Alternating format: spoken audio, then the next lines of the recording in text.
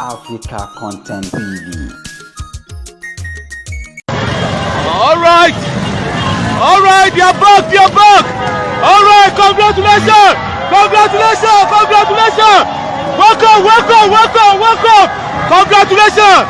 Life attacking roundabout. This is the rescue team. Congratulations. Ogbomoso aku orire o. Our military don lie. Congratulations, sir. Thank you, Nigerian police. Thank you. Welcome. This is Ogbomoso Focus TV. Orita Taki Ogbomoso la wa yo. Alright. Congratulations. Adúpẹ́. Welcome. Congratulations, Nigerian. Ogbomoso aku orire o. The rescue. Orita Taki Ogbomoso. Ibẹ̀ la wà báyìí. The rescue has been done. Congratulations. Orita Taki Ogbomoso. Ibẹ̀ la wà yìí. Wọ́n ti kọ́ àwọn ọmọ wa dé o. Congratulations. Gbogbo Orita Ogbomoso ló ti dàrú yìí o. Àwọn èèyàn wa ń dunnú sọ́yọ̀. Nígbà tí wọ́n rí rescue team tó kọjá lọ sìn tí wọ́n ń bọ̀ láti oríṣiríṣi náà là ń rí ní Orita Taki. They are saying congratulations and welcoming them now. Congratulations. That's just their boss that just passed now. Orita Taki Ogbomoso. Ibẹ̀ náà ti kí àwọn military tó ń bọ̀ láti operation. They just getting them now.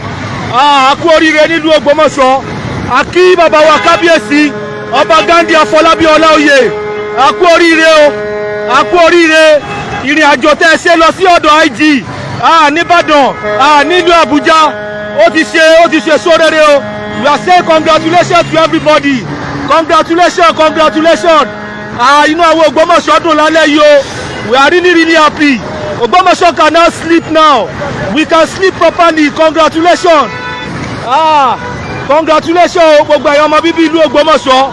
Àwọn rescue team yẹn náà kọjá lórí Taki sí o. We say congratulations to them.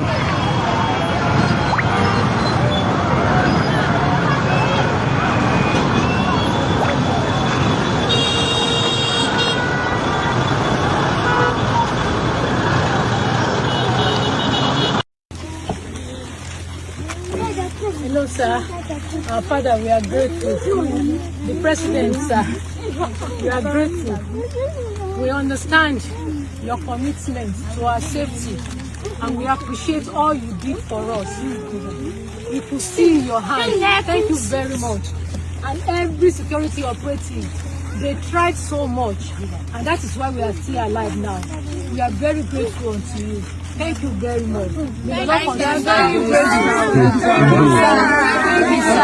God bless you, sir. We are so grateful.